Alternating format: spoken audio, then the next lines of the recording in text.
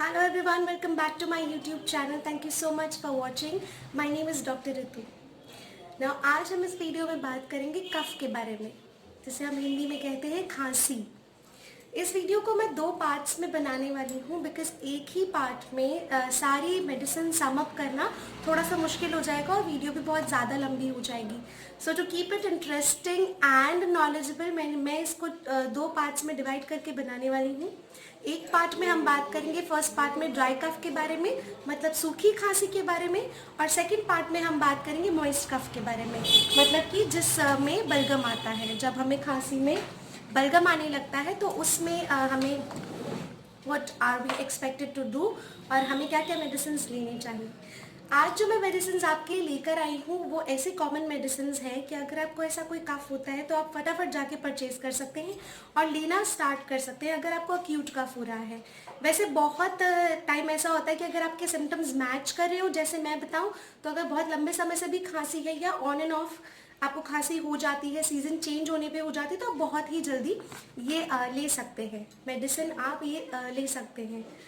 जब हम बात करते हैं खांसी की तो हमेशा एक चीज़ ध्यान में आती है कि हमारी खांसी जब initially when it begins it is dry, absolutely dry, हमें थोड़ी थोड़ी सी ड्राई कफ स्टार्ट होती है और विद और विदाउट मेडिकेशन कई बार क्या होता है वो थोड़ा टाइम बीतता है तो वो बलगम वाली खांसी हो जाती है। तो आज हम उस इनिशियल स्टेजेस और ड्राई कफ के बारे में बात करेंगे कि मेरे पास कैसे कैसे कॉमन जो कफ के पेशेंट्स हैं वो आते हैं, उनके सिम्टम्स कैसे होते हैं और अगर ऐसे सिम्टम्स आते हैं तो हम कौन सी मेडिसिन ले सकते हैं। सबसे पहले ना मैं एक बहुत इम्पॉर्टेंट बात आपसे शेयर करना चाहूँगी कि जब हम कफ की बात करते हैं तो कई बार पेशेंट क्या समझ जाता है कि बलगम की बात करें, हम पूछते हैं कि कफ कैसी हो रही है तो उन्हें लगता है कि वो we are asking about the sputum. उन्हें लगता है कफ जो वर्ड है हिंदी में बहुत सारे लोग समझते हैं वो बलगम है, लेकिन कफ एक इंग्लिश टर्मिनोलॉजी है जिसे हम खांसी के लिए यूज़ करते हैं। खांसी वर्ड को इंग्लिश में हम कफ कहते हैं। तो ये बहुत ज़्यादा इंपॉर्टेंट है टू अंडरस्टैंड। अगर हम कफ की बात करें और पेशेंट बलगम के बारे में बता रहा है और हम अगर सूखी खांसी वाली मेडिसिन ले रहे हैं या किसी को एडवाइस कर रहे हैं तो वो थोड़ी सी नहीं बहुत बड़ी मिस्टेक हो जाएगी कि हम बिल्कुल रॉन्ग प्रेस्क्रिप्शन दे रहे हैं। तो it's very important to understand कि वो कफ क्या चीज़ समझ रहा है। तो इससे बेटर है हिंदी का यूज़ करके आप खांसी वर्ड यूज़ करें कि सूखी हो रही है या फिर बलगम आ रहा है। तो इंग्लिश टर्मिनोलॉजी थोड़ी सी ना इस्तेमाल करके आप हिंदी में कंफर्टेबली बात करें। जो भी उस जगह की नेटिव लैंग्वेज होती है या उस जगह की जो भाषा है, मातृभाषा उस एरिया की, उस रीजन की, अगर आप वो जानते हैं तो पेशेंट से उसमें बात करेंगे तो he will be very comfortable in that. तो अब चलिए हम स्टार्ट करते हैं हमारे इस वीडियो को। खांसी के बारे में मैंने आपको बता दिया कि हमें इसे समझना कैसे है। अब जो भी मेरे व्यूअर्स हैं, चाहे आप एक स्टूडेंट हैं जो होम्योपैथिक स्टडीज़ में है, चाहे आप एक नॉर्मल व्यूअर हैं जो होम्योपैथी इसलिए जानना चाहते हैं क्योंकि अच्छी लगती है होम्योपैथी पढ़ना, समझना और साथ ही साथ होम्योपैथिक मेडिसिन लेना, या फिर आप एक फ्रेशर हैं जो होम्योपैथी प्रैक्टिस अभी स्टार्ट करें और मेरी वीडियो से आपको थोड़ा हेल्प मिल पाता है। तो मैं बहुत ज़रूरी एक बात बता दूं कि कफ जब भी हम बात करते हैं तो कभी भी पेशेंट से पूछना नहीं है कि कफ कैसा है। Dry and moist, yes you can ask that, but कफ का साउंड सुनकर you should be a good observer. एक बार अच्छे ऑब्जर्वर, एक अच्छे होम्योपैथिक फिजिशियन की यही खासियत होती है कि आप उनकी कफ को सुनकर मेडिसिन प्रेस्क्राइब करें, ना कि आप उनसे पूछ कर मेडिसिन प्रेस्क्राइब करें। आप 2-3 बार जब कफ सुन लेते हैं, पेशेंट की खांसी सुन लेते हैं, उसके बाद आपके दिमाग में कुछ एक मेडिसिन आ जाते हैं और फिर उनको बढ़ता कैसे है, कम कैसा होता है, इस तरह से मोडालिटीज पूछ के आप किसी एक मेडिसिन पर आ जाते हैं। तो ये बहुत इंपॉर्टेंट चीज़ है कि कफ की या खांसी के जब भी पेशेंट्स आते हैं तो उनकी खांसी सुनना और उसको समझ के फिर मेडिसिन प्रेस्क्राइब करना, ये बहुत इजी टास्क है। हमें स्टार्टिंग में थोड़ा सा प्रॉब्लम होगा, लेकिन जब हम ऐसे रिकग्नाइज करने लगेंगे तो होम्योपैथिक मेडिसिन ऐसे दिमाग में क्लिक किया करेगी। सबसे पहली मेडिसिन जिसके बारे में मैं आपसे बात करूंगी वो है एकोनाइट, एकोनाइटम नापिलिस जिसका पूरा नाम है। एकोनाइटम नापिलिस एक ऐसी मेडिसिन है जिसको इनिशियल स्टेजेस में हम दे सकते हैं। हमेशा मैं कहती हूँ ये एक ऐसी मेडिसिन है जो घर पर होनी चाहिए। जैसे ही आपको हल्की सी भी खांसी स्टार्ट होती है, आपको, आपके बच्चों को, घर में ओल्ड एज का कोई है तो बड़े बुजुर्गों को, सबको अगर जैसे ही खांसी स्टार्ट होने लगती है, ड्राई होती है, ड्राई कफ होने लगती है, गले में थोड़ा खराश होकर फिर खांसी उठती है, तो जैसे ही होने लगी आप एकोनाइट स्टार्ट कर सकते हैं। एकोनाइट 30 CH पोटेंसी में, एकोनाइट इफ यू कैन सी, बिल्कुल वायल बिल्कुल ख़त्म होने वाला है। ऐसे 2-3 वायल्स बिल्कुल ख़त्म हो चुके हैं क्योंकि इतनी फ्रीक्वेंटली ये यूज़ होती है मेडिसिन। एकोनाइटम नापोलिस आपने लेनी है, पिल्स में बनवाइएगा। पिल्स में बनवाकर आपको उस मेडिसिन को 6 गोलियां हर 2 घंटे में लेनी है। आपका जो अब भी स्टार्ट होने वाला कफ है बिल्कुल ठीक हो जाएगा, आगे प्रोग्रेस ही नहीं करेगा। सिम्टम्स क्या है? ड्राई कफ हो रहा है, साथ ही साथ सूखी खांसी में हमेशा ऐसा होता है कि हमारी छाती में दर्द होने लग जाता है। पेशेंट हमेशा कहेगा कि मेरी पसलियों में दर्द हो गया है। वैसे तो शुरू अभी 2-3 घंटे से हुई है, लेकिन खांस के ना बिल्कुल पसलियों में दर्द हो जाना, that's a very important symptom of dry cough, कि खांस के पसलियों में दर्द हो जाना। दैट मीन्स चेस्ट में, रिब्स में, इंटरकॉस्टल मसल्स बहुत टायर्ड हो जाती है तो पेन होने लगता है। तो हमेशा पेशेंट ऐसे करके अपने सीने पर हाथ लगा के फिर खांसेगा। तो that's a very important symptom of aconite. Aconite में आप जितनी अर्ली उसे स्टार्ट कर देंगे उतने अच्छे रिजल्ट्स आपको मिलेंगे। सेकेंड मेडिसिन जिसके बारे में मैं बात करूंगी वो है ब्रायोनिया अल्बा 30। आज हम ड्राई कफ की इस वीडियो में बात करें तो सूखी खांसी है, एकोनाइट वाला स्टेज जा चुका है या फिर एकोनाइट लेने पर भी आराम नहीं मिला, अभी भी सूखी खांसी हो रही है, काफ़ी ज़्यादा है, तो हम लेंगे bryonia alba 30 CH potency. Again ये बिल्कुल ये भी ख़त्म होने वाली है क्योंकि बहुत फ्रीक्वेंटली यूज मेडिसिन हैं, हर मतलब पॉलीक्रेस्ट मेडिसिन हैं जो बहुत सारे सिम्टम्स के लिए दी जाती है। तो कफ बिल्कुल ड्राई होगा। बहुत इंपॉर्टेंट, सूखी खांसी कोई खांस रहे जैसे कि इस तरह की खांसी अगर आपको मिलती है जो बिल्कुल ड्राई है, जहाँ पैसेजेस कंप्लीटली ड्राई है, ब्रायनिया में there is lot of dryness, गले में ड्राइनेस है, मुंह में सूखापन है, गला सूख रहा है, तो इतनी ड्राई कफ जो कब बढ़ रही है, ज़्यादातर खांसियाँ कब बढ़ती हैं? रात के समय। रात के समय वर्ष हो रही है, आप कुछ खा लेते हैं, आप कुछ पी लेते हैं, खांसी एकदम से उठती है ना बहुत तेज, that's a very important symptom bryonia की। कुछ भी खाया, कुछ भी पिया और रात होते ही खांसी बहुत जोर जोर से ड्राई कफ होने लगता है। अगेन स्टिचेस इन चेस्ट, बहुत ज़्यादा छाती में दर्द होने लगता है खांस के। तो bryonia alba is one such medicine जो बहुत अच्छा काम करती है। अगर बहुत ज़्यादा खांसी हो रही है तो ब्रायोनिया अल्बा 30 CH पिल्स में बनवाइए। पिल्स में बनवाकर उसे लेना कैसे है, उसको हर 2 घंटे में आप रिपीट कीजिए। जब आपको लगता है बेटर हो गया है तो आप उसको दिन में 4 बार कर दीजिए, एक बार में 5-6 गोलियाँ लेंगे।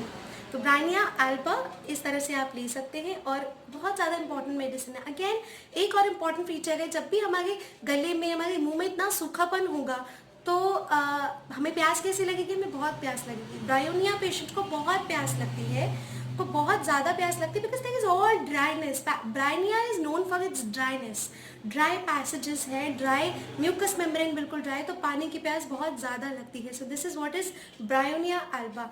Now jump on to another medicine जो मैं बहुत फ्रीक्वेंटली प्रिस्क्राइब करती हूँ अगर मुझे इस तरह का कफ नहीं मिला है, ऐसा कफ नहीं है, ड्राई कफ है, लेकिन एक और वेराइटी है, उसके लिए मैं देती हूँ। हम बात करेंगे थर्ड वेराइटी जो है ड्रोसेरा की। ड्रोसेरा का कंप्लीट नाम है drosera रोटांडिफोलिया।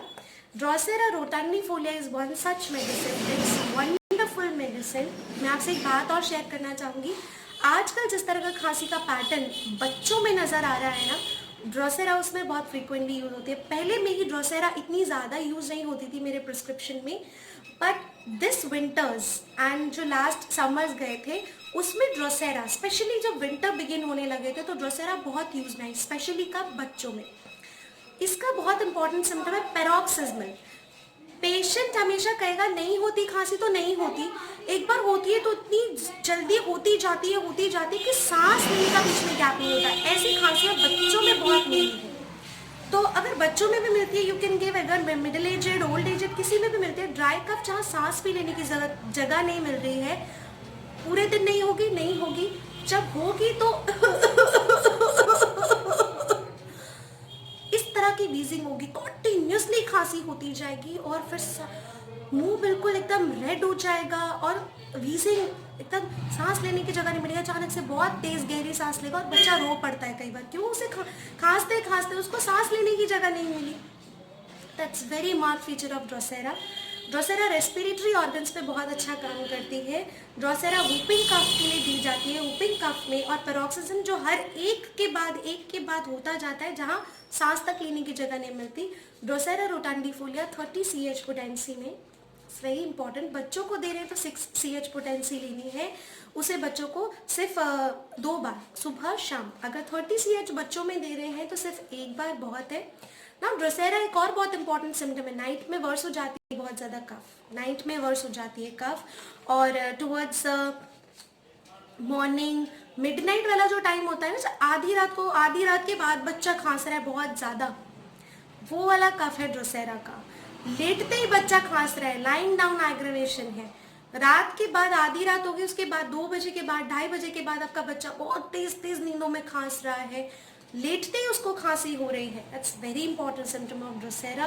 Now Drosera is another very important medicine. Fourth important medicine जो एक और अगेन अलग तरह का कफ आप साउंड से ही पहचान जाएंगे, वो है रूमेक्स क्रिस्पस। रूमेक्स क्रिस्पस कहाँ गई, ये रे rumex crispus, you can see the name, 30 CH potency मेरे पास अवेलेबल है, मोस्टली मैं यही यूज करती हूँ। रूमेक्स क्रिस्पस मैं कब देती हूँ, बहुत बार इनिशियली आपने देखा, इनिशियल स्टेजेस में पेशेंट आके बोलता है कि मैम खांसी हो रही है, ठीक है, there is tickling in the throat, गले में एक तरह की खुजली सी, गुदगुदी सी उठती है, उसके बाद कफ होता है, उसके बाद खांसी चलने लगती है। इस तरह की जो खांसी होती है, रूमेक्स बहुत अच्छा काम करती है। Then again very important, Romex क्रिस्पस जो है वो कोल्ड से एग्रेवेशन होता है, मतलब अगर वो अपने नेक को रूम में बंद हो जाए, अपने नेक को स्कार्फ से कवर कर ले, थोड़ा सा वार्म अप हो जाए तो उसको बहुत आराम मिलेगा। थोड़ा सा ठंडा हुआ रूम, थोड़ा सा उसने अनकवर किया, हल्की सी हवा लग गई तो वही गले में टिकलिंग, गुदगुदी होकर थोड़ी dry cough, absolutely dry cough start हो जाए। तो जो हम कहते हैं ना गले में खराश हो रही है, उसके बाद जो खांसी उठती है, दैट इज रूमेक्स क्रिस्पस, जो गले में खराश होके उठती है। तो रूमेक्स क्रिस्पस जैसे ही अगर आपको टिकलिंग होने लगे, आप एकोनाइट भी ना लेकर सीधा रूमेक्स क्रिस्पस पर आ सकते हैं, अगर आपको लगता है कि सिम्टम बिल्कुल रूमेक्स वाले हैं। रूमेक्स को अगेन लेना कैसे है, रूमेक्स को आपको अगर बहुत ज़्यादा हो रही है प्रॉब्लम तो हर 2 घंटे में ले सकते हैं।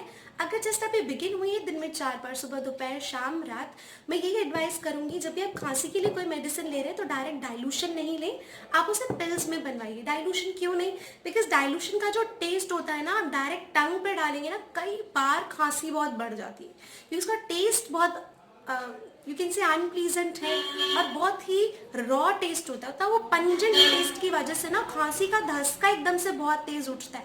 तो आप वो ना लेके आप पिल्स लीजिए, जो कि आप थोड़ा सा उसे मुंह में रखेंगे थोड़ी देर, तो वो बहुत ज़्यादा आपको सलाइवा का भी सिक्रीशन बढ़ाएगा, आपके गले को थोड़ा सा मॉइस्ट भी करेगा, तो उससे आपको राहत मिलेगी। तो try take it in pills, okay, try to take it in pills. ना रूमेक्स क्रिस्पस अगेन, अगर गले में हमें खराश जैसा होता है या गुदगुदी सी होती है, तो कब हमारी गुदगुदी सी बढ़ती है गले में, वो तब बढ़ती है जब हम ज़्यादा बोल लेते हैं, जैसे कि मैं काफ़ी देर से कॉन्टिन्यूसली बोल रही हूँ। कई बार ऐसा होता है ना कि बहुत सारे लोग होते हैं कि जो कॉन्टिन्यूसली थोड़ी देर बोल लिए, तो बोलने के बाद उनको गले में होके खांसी स्टार्ट हो जाती है। That's a very good symptom of rumex. ज़्यादा बोल लिए हैं तो फिर वो टिकलिंग सी स्टार्ट हो जाती है थ्रोट में। नेक्स्ट इंपॉर्टेंट मेडिसिन, अगर आपको ऐसी वाली खांसी भी नहीं मिल रही है या फिर रूमेक्स से आपकी टिकलिंग जो है वो नहीं जा रही है, नेक्स्ट स्टेप आपका क्या होगा, रूमेक्स आपने लिया पर आपको नहीं आराम लग रहा है, आपने 3-4 डेज लिया, आपको कुछ भी फर्क नहीं लग रहा है, तो मूव ऑन टू, बिल्कुल अगर सिम्टम्स ऐसे ही हैं बट आपको जो है टिकलिंग में बिल्कुल आराम नहीं है, कफ में आराम नहीं है रूमेक्स से, तो आप फॉस्फोरस पर आ जाइए। फॉस्फोरस अगेन ऐसी इंपॉर्टेंट मेडिसिन है जिसमें कि टिकलिंग होती है थ्रोट में, टिकलिंग होती है लैरिंग्स में, बोलते वक्त भी ऐसा लगता है इतना हार्श, इतना ड्राई, बोला भी नहीं जा रहा है, क्योंकि इतनी टिकलिंग होती है कि उससे हमेशा खांसी स्टार्ट हो जाती है, तो वो बोलना ही पसंद नहीं करेगा ना बंदा, तो बिल्कुल बोलेगा ही नहीं, वो क्या बोलेगा कि बोलते ही थोड़ा सा बोलते ही गले में टिकलिंग और फिर खांसी स्टार्ट, तो वो फॉस्फोरस का सिम्टम है। Phosphorus again is very important, worse होती है ठंडी हवा से, तो रूमेक्स की तरह इसको भी ठंडी चीज़ों से एग्रेवेशन है, थोड़ा सा ज़्यादा जोर से हंस लिए, थोड़ा सा बोल लिए तो वो टिकलिंग होकर फिर खांसी उठ जाएगी। दे can not talk on account of pen in the लैरिंग्स। एक और इम्पॉर्टेंट चीज़ है कि रूमेक्स में जहाँ की कोई दर्द नहीं होता, सिर्फ एक गुदगुदी सी होती है, एक टिकलिंग होती है। फॉस्फोरस अगर आपको गले में दर्द भी हो रहा है, आपको बोलते वक्त बहुत जोर लगाना पड़ रहा है, आपसे बोला भी नहीं जा रहा, बोलते वक्त भी दर्द हो रहा है, कि लैरिंग्स में पेन हो रहा है, तो फॉस्फोरस बहुत अच्छा काम करेंगे। सो फॉस्फोरस टिकलिंग को तो कवर करती है, साथ ही साथ उस पेन को भी बिल्कुल वैनिश कर देती है जो कि आपको लैरिंग्स में हो रहा है। So there is pain in the larynx and they can not bear to talk, they don't want to talk because of that tickling. Phosphorus जो है 30 CH पोटेंसी में अगेन दिन में 4 बार आपको लेनी है, 6 और 7 पिल्स एट वन टाइम। कोशिश कीजिए दवाइयाँ हमेशा 15-20 मिनट पहले ले लीजिए खाना खाने के। लास्ट जो it is not the least, last but not the least, जो मेरी फ्रिक्वेंटली प्रेस्क्राइब्ड मेडिसिन की जो लिस्ट है, जिसमें मैं बहुत ज़्यादा प्रॉपर एक केस टेकिंग, लंबी चौड़ी केस टेकिंग नहीं करती हूँ, सिर्फ कफ का साउंड सुना, कुछ एक मोडालिटीज़ लिए और पेशेंट को जो प्रेस्क्राइब करती हूँ, उसमें 6th नंबर की मेडिसिन है Spongia टोस्टा। Spongia टोस्टा, this is the name Spongia tosta, 30 CH potency, a wonderful medicine for wheezing, for cough जिसमें साए साए साए साए आवाज दे। आई थिंक मैं वो कफ का साउंड निकाल भी नहीं पाऊंगी, बिकॉज जब आपको लगे कि कोई खांस रहा है और उसमें साए साए साए साए इस तरह का एक साउंड आता है, टेरिबली ड्राई, आपको पता चल जाएगा कि कितना अंदर तक बिल्कुल जैसे कि बिल्कुल ड्राई होके रखा है, सारे पैसेजेस बिल्कुल ड्राई, सूखी खांसी हो रही है कंप्लीट, और ऐसे लग रहा है जैसे कोई कुछ रगड़ रहा है। तो उस तरह की जो कफ जो मिलती है ना, दैट्स स्पॉन्जिया, एब्सोल्युटली स्पॉन्जिया, कुछ दूसरा सोचने की ज़रूरत ही नहीं है। क्रूप के केसेस में जहाँ एक बिल्कुल लाउड जो खांसी होती है, क्रूप जब होने लगता है किसी को, उसमें डॉक्टर E.B. नैश थे, उन्होंने ट्रायो बताया था, trio of croup, trio of this kind of cough. उसमें आती है aconite, then your hepar sulph and spongia, the one of the most important medicine. जहाँ इतनी ड्राइनेस है पैसेजेस में, आप समझ लीजिए जहाँ ब्राइनिया की हमने बात की थी उससे 2+ ज़्यादा जो ड्राइनेस है वो स्पॉन्जिया में मिलती है। स्पॉन्जिया हमने अभी पढ़ा था ड्रोसेरा में मिडनाइट के बाद एग्रेवेशन है, ब्राइनिया मिडनाइट के बाद एग्रेवेशन, आधी रात के बाद खांसी ज़्यादा होती है। स्पॉन्जिया इज द मेडिसिन आधी रात के बाद तो ठीक है, आधी रात से पहले लेट गया, आधी रात से पहले पहले 2-2:30 बजे के पहले पहले उसको बहुत खांसी चलती है और उसके बाद वो ठीक से सो जाता है। तो ये थी स्पॉन्जिया टोस्टा। अगर इतना साए साए की आवाज़ किसी की खांसी में आएगी, इतनी ड्राइनेस होगी, तो चेस्ट का हाल समझ सकते हैं कैसा होगा, पेनफुल, वीक, छाती एकदम कमज़ोर लगेगी कि खांसने का भी अब जोर नहीं लगा पा रहे, इस तरह का कंडीशन डेवलप हो जाता है। अक्यूट में नहीं भी मिले, किसी को क्रॉनिक है, किसी को क्रॉनिक कफ ऐसा हो रहा है, किसी को बार बार ऐसा कफ होता है, बहुत लंबे समय से है, सारे टेस्ट कराए, दे वर एब्सोल्युटली नॉर्मल, लेकिन ऐसी वाली खांसी नहीं जा रही है, don't think about anything else, spongia tosta दे दीजिए और डेफिनेटली आराम आ ही जाएगा। सो आई थिंक ड्राई कफ की ये सारी मेडिसिन मैंने आपको बता दी हैं, तो आई होप आपको ये वीडियो पसंद आई होगी। पार्ट 2 में हम बलगम वाली खांसी के बारे में बात करेंगे, मॉइस्ट कफ के बारे में। सो अगर पसंद आई है, हेल्पफुल लगती है, तो लाइक कर दीजिए, शेयर कर दीजिए अपने फ्रेंड्स में, अपनी फैमिली में स्पेशली आप शेयर कर दीजिए, क्योंकि खांसी सबको आए दिन होती रहती है, कभी कभी होती रहती है, तो उन सबके लिए बहुत हेल्पफुल रहने वाली है। अगर अभी तक सब्सक्राइब नहीं किया चैनल तो सब्सक्राइब कर लो, किस चीज़ का वेट कर रहे हो। बहुत बहुत हेल्पफुल मेडिसिन आगे लेकर आने वाली हूँ मैं, बहुत अच्छे टॉपिक्स के बारे में हम बात करेंगे। कमेंट सेक्शन में बता दीजिएगा कैसी लगी आपको ये वीडियो, और ये भी बता दीजिएगा कि अगर कोई मेडिसिन आपने कफ के लिए ली तो उससे कितना रिलीफ मिला, मुझे जानकर बहुत अच्छा लगेगा। Thank you so much for watching, bye bye.